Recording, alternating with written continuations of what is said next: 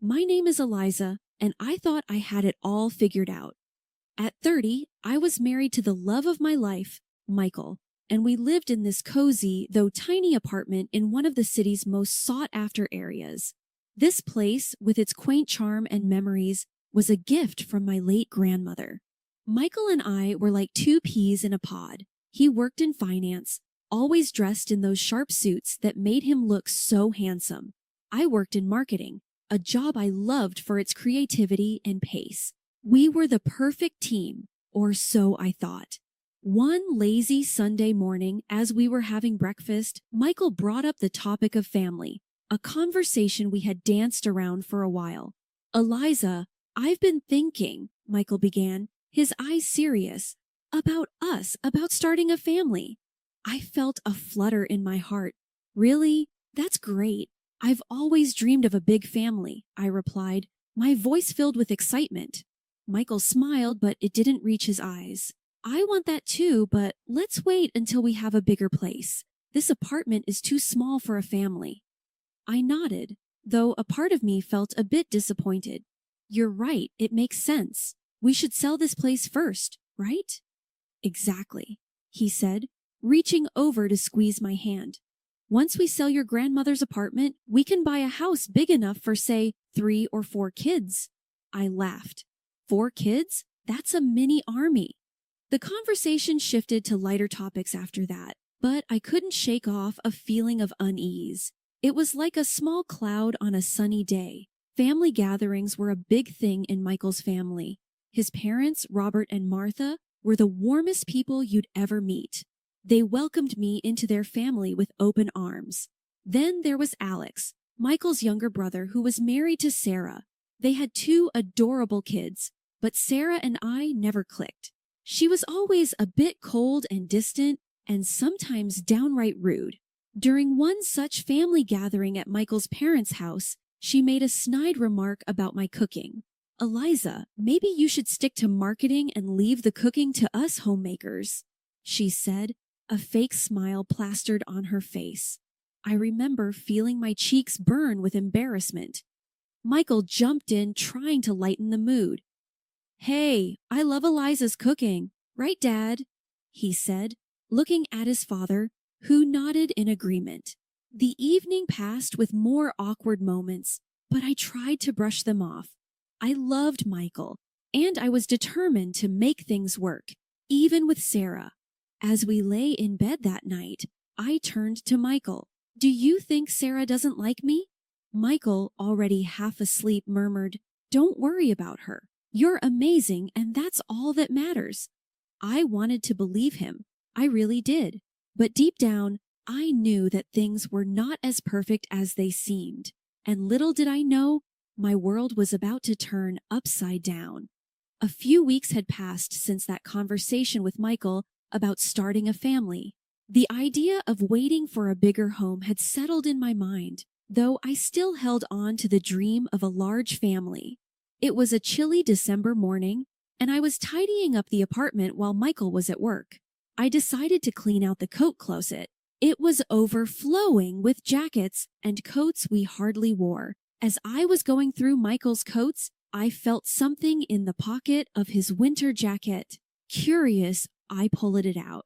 It was a receipt. At first, I thought it was just another receipt for coffee or something mundane, but this was different. It was a receipt for a scarlet-colored designer bag from a high-end store known for its romantic gifts. My heart skipped a beat. Could this be for me? I wondered aloud, a smile spreading across my face. Michael had never been the type to splurge on extravagant gifts, but maybe this was his way of showing his love, especially with Christmas just around the corner. That evening, when Michael came home, I decided not to mention the receipt. I wanted to act surprised when he gave me the gift.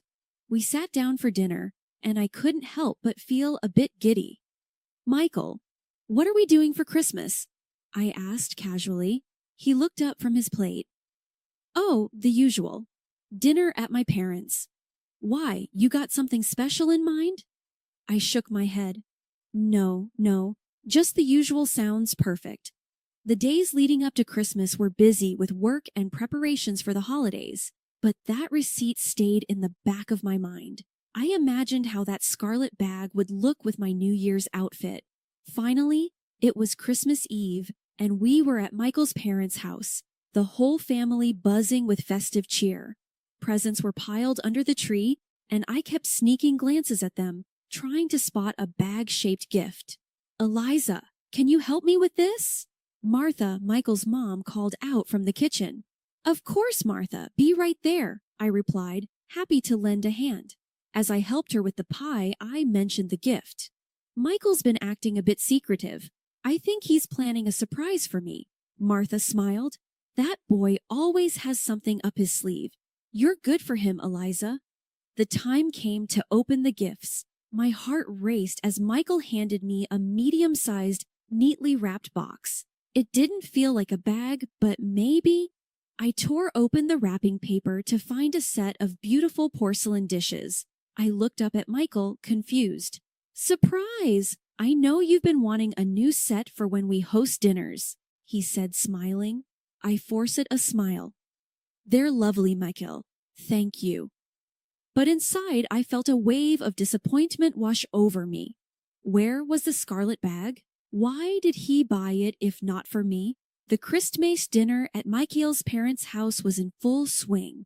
The house was filled with laughter, the clinking of glasses, and the warm glow of holiday lights. I tried my best to push the thoughts of the scarlet bag out of my mind and focus on the festivities. "Eliza, could you pass the gravy?" Alex, Michael's brother, asked from across the table. "Sure, here you go," I replied, passing the gravy boat down the table. Michael's parents were beaming, happy to have their family around them. His mother, Martha, always went all out for Christmas, and this year was no exception. The dinner was delicious, and everyone seemed to be enjoying themselves. After dinner, we all moved to the living room for the gift exchange. I watched as Michael's nieces tore open their presents with glee, their faces lighting up with each new toy they uncovered. It wasn't until we were getting ready to leave that I noticed something that made my heart stop. There, slung over Sarah's shoulder, was a striking scarlet-colored designer handbag. It was unmistakable, the very same bag from the receipt I had found in Michael's coat. My mind raced as we said our goodbyes. I couldn't take my eyes off that bag. It was more than just a purse. It was a symbol of something hidden, something unspoken. On the drive home, the car was filled with an uneasy silence. Michael seemed oblivious to the storm brewing inside me as the city lights passed by. My mind replayed the evening, but this time I saw it through a different lens. I remembered the fleeting glances that Michael and Sarah had exchanged throughout the night.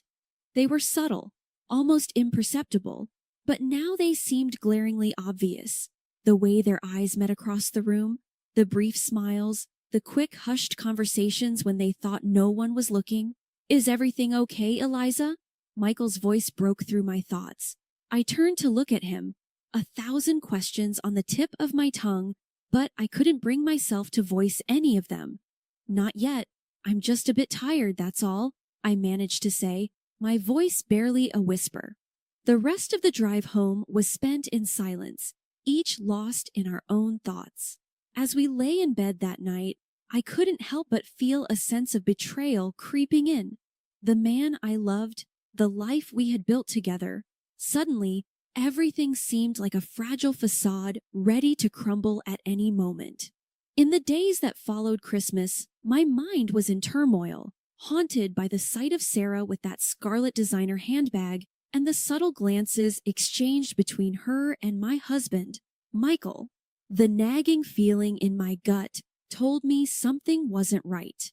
One cold evening, as Michael sat idly flipping through TV channels, I decided to confront him. "Michael, can we talk?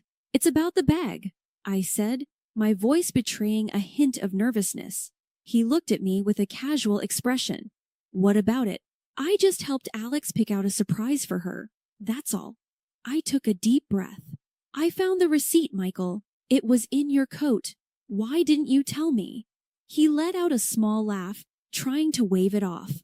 "Oh, that? It was just a favor for Alex. You're thinking too much into it, Eliza." His response did little to soothe my suspicions. Later that night, as Michael lay asleep, I mustered up the courage to look through his phone. My heart pounded as I scrolled through his messages and stumbled upon a thread that would change everything. The conversation between Michael and Sarah was not just flirty, it was intimate, revealing a deep and long-standing affair. But the true shock came when I read a message where they discussed the biggest secret of all. Alex's children were actually Michael's. The revelation hit me like a ton of bricks. My husband had been in a relationship with his brother's wife, and the children I'd come to adore as my nephews were, in fact, my stepchildren. I felt sick to my stomach as I read message after message.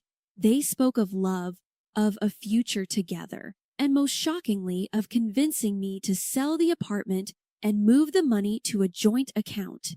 Tears streamed down my face as the magnitude of the betrayal sank in. I was quick to screenshot the messages, sending them to my email for safekeeping. With a heavy heart, I deleted any trace of my actions from his phone and lay back, my mind spinning with the enormity of the deception. The next morning, I played the part of the unsuspecting wife over breakfast. Michael brought up selling our apartment, a conversation we'd had previously. "So, what do you think about the sale? It could be a good move for us," he said. I nodded, my mind racing with plans of my own. "Yes, let's sell it. It's time for a new beginning," I replied, my voice steady despite the chaos within. He smiled, unaware of the storm brewing inside me. "That's my girl, always so decisive," he said. Little did he know, I was thinking about my future. But it was a future that was starting to look very different from the one we had planned together. Armed with the bitter truth about Michael's affair and the shock of his betrayal, I knew I needed to act smartly and swiftly. I put on a mask of normalcy in front of Michael while planning my next steps. A few days later, I made an appointment with a lawyer, Mrs. Jenkins, a recommendation from a close friend. Sitting in her office, I felt a mix of nervousness and determination. "Mrs. Jenkins, I have proof of my husband's infidelity, and it's not just any affair. He's been involved with his brother's wife, and their children are actually his," I explained, my voice trembling slightly. Mrs. Jenkins listened intently, her expression serious. "I'm sorry you're going through this, Eliza. Let's go over the evidence you have. We need to plan your next steps carefully." I showed her the screenshots of the messages between Michael and Sarah. She took notes, nodding her head thoughtfully. "This is quite damning evidence. We can use this in your favor, especially in terms of the financial settlement," Mrs. Jenkins said. "However, I advise discretion until we have everything in place. Are you prepared to go through with a divorce?" "Yes, I am. I can't be with someone who's betrayed me like this," I replied, a sense of resolve building within me. Mrs. Jenkins outlined a plan first. We'd secure my financial assets, especially the money from the apartment sale. Then we'd proceed with filing for divorce, using the evidence to negotiate a favorable settlement. As I left her office, I felt a weight lift off my shoulders. There was a long road ahead, but I was ready to take it. Back at home, I continued to act as if everything was normal. Michael, oblivious to my discovery and the impending storm, was focused on the apartment sale. "So, I talked to a real estate agent today," he said one evening over dinner. "He said we could get a good price for the apartment." "That's great news," I replied, keeping my emotions in check. "Do you think it's a good time to put it on the market?" "Absolutely. The sooner we sell, the sooner we can start looking for a new place," he said, unaware of the irony in his words. As the days passed, I worked closely with Mrs. Jenkins, preparing all the necessary documents and securing my financial position. Every conversation with Michael, every smile, was a performance, but it was a performance I needed to maintain a little longer until everything was ready. The day we listed the apartment for sale, Michael was ecstatic. "This is it, Eliza, our new beginning," he exclaimed. Little did he know it was indeed the beginning of something new, but not the future he envisioned. My heart ached with the pain of betrayal, but I was determined to come out of this stronger. The plot I was weaving wasn't just for retribution. It was for my independence and a fresh start. As the new year approached, the plans I had been carefully laying with Mrs. Jenkins were coming together. My facade of normalcy with Michael remained intact, even as my heart grew heavier each day. The final act of my plan was set to unfold during the New Year's Eve party at Michael's parents' house. It was there that I would reveal everything. The evening of the party arrived, and the house was buzzing with the usual festive cheer. Michael's parents had outdone themselves with decor, and the air was filled with laughter and the clinking of glasses. I mingled with the family, all the while feeling like I was in the eye of a storm. Michael was in high spirits, completely unaware of what was about to happen. "Eliza, you seem a bit quiet tonight. Everything okay?" Michael asked as we found a moment alone in the kitchen. "Just thinking about the new year and all the changes it'll bring," I said, my voice steady. He smiled and wrapped his arm around me. "It's going to be our best year yet." If only he knew. As midnight approached, everyone gathered around with glasses in hand, ready to count down to the new year. I took a deep breath, knowing that my moment was near. As the clock struck 12 and everyone cheered, I turned to Michael. "Before we celebrate too much, I have a special gift for you," I said, my voice loud enough for everyone to hear. I handed him a small, neatly wrapped box. The room quieted as all eyes turned to us. Michael, looking surprised, unwrapped the box.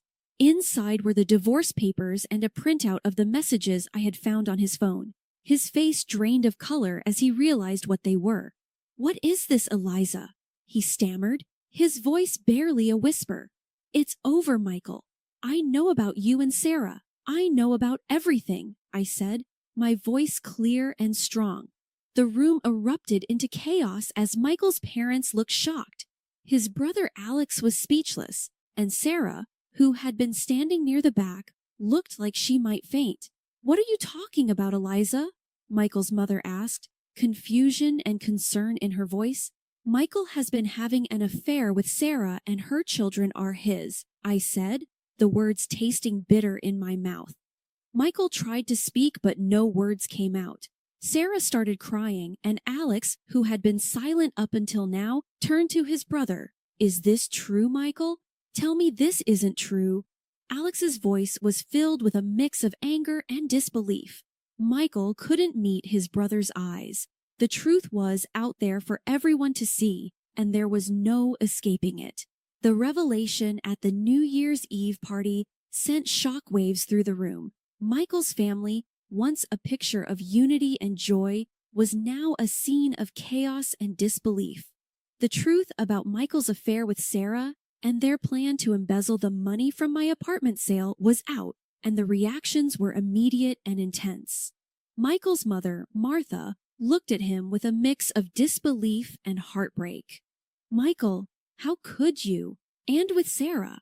To think you were planning to steal from Eliza and run away." Before Michael could respond, I added, "And it's not just the affair. They were planning to use the money from the sale of my apartment to leave the country." The room went silent, the gravity of the betrayal hanging heavy in the air. Then Martha, overcome with emotion, fainted, causing a stir as family members rushed to her side. Michael stood there, looking lost and defeated.